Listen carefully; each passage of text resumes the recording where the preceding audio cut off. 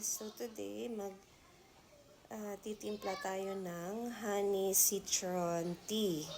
Kasi medyo paus tayo at saka medyo may konting ubo tayo guys.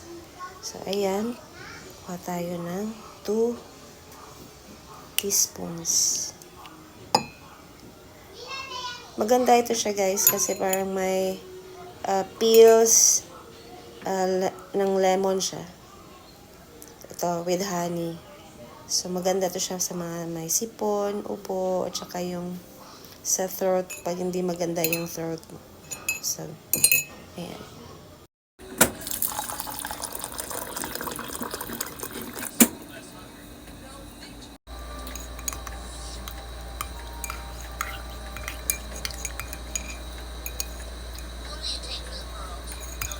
And let's drink na guys.